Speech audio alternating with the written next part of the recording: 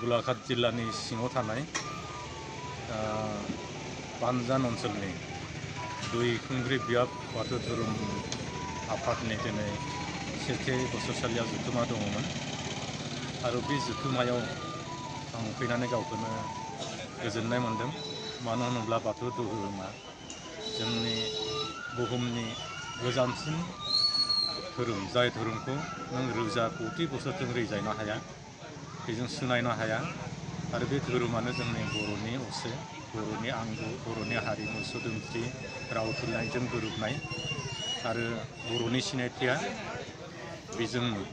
दिनै बेयाव आङो आलासि महरै नुजाफैनानै बे धोरोमनि सायाव बा धोरोमारि सिबियारिफोरजों मोगा मोगि जानो मोननानै गावखौनो गोजोननाय मोन्दों।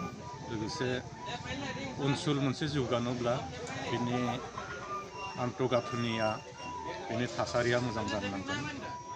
बेनिखायनो आङो दैखुंग्रि बियाबनि जा थानसालि दङ, बेनि मोखाङावनो आङो बर' कछारी गाव हायुङारि खुंथायनिफ्राय गासैबो बे ओनसोलनि बर' हारिनि जाथि धोरोम आफादफोरनि थाखाय 10 लाख रांनि मोनसे भवन लुना होनायनि बाथ्रा आङो नुदों आरो बेखौ मास मोननैसोनि उनावनो जोङो लुनायनि हाबाफारिखौ जागायसिगोन।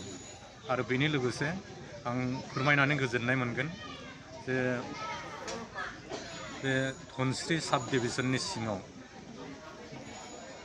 आन्सलिक एबा बियाब आरो गामिफोरनि बाथौ थानसालिफोरखौ जों बेनि अनजिमाखौ साननो थाङोब्ला खमैबाबो 50नि सायाव दङ। आरो देग्लाय आङो जोंनि सुरभतार बियाबनि मानगोनां एमएलए बिथांजों रायज्लायनायनि गेजेरजों मोन 7 बाथौ आरो मोनसे बाथौ मा बुङो बेखौ ब्रह्म धोरोमनि माने मन्दिरनि थाखाय अनसुंथाइ होनो लाहार फाहार खालामनाय जादों आरो बे खामानियाबो जोंहा जागोन। आं बेखौ फोरमायनो मोननानै गोजोननाय मोन्दों। आरो बाथौ धोरोमा गोलाघाट जिल्लायावबो मिरुआव जेब्लासिमनिफ्राय बाथौ धोरोमखौ आब्रुथि हिसाबै गायसननो लादोंमोन 1992 मायथाइयाव, बै समनिफ्रायनो जोंनि रुंसारि जालांनाय खरगेश्वर बसुमतारी, आथिखालावबो थांनानै थानाय पुनित दैमारि, सबिन खाख्लारि बिथांमोना आरो गुबुना लोब्बा दंफायोमोन, मावफादोंमोन। आरो गोलाघाट जिल्लायावबो बेनि नैथि बोसोरसालिया जथुमाया 1992 मायथाइयाव धुपगुरि गोजौ फरायसालियाव जादोंमोन। आरो बिदि जारिमिना बाथौ धोरोमजों जोंनि गोलाघाटआ लोब्बा दङ। आं बुंनो थांगोन दाबो गोलाघाट जिल्लानि बाथौ धोरोमनि जाय दैदेनगिरि बिथांमोन, जाय सिबियारि बिथांमोन, गासैबो माने बिथांमोननि जे सक्रियता बेखौ नुनानै आं गोजोननाय मोनो।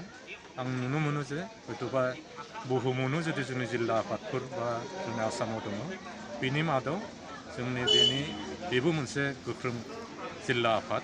आरो बिनि दखरा आफादफोराबो सिसुपानियानो जा, बिनि नामबरानो जाथों, रेंमायानो जाथों, बा नैबे दैखुंग्रि जात्रासि, गासैबो गोख्रोंथिखौ आं नुनो मोनो। आरो बियो धाराबाहिक भाबै जाहाथे इयुननि समावबो बोहैलांबाय थायो, थाबाय थायो, आं बेखौ मिजिंथिगोन।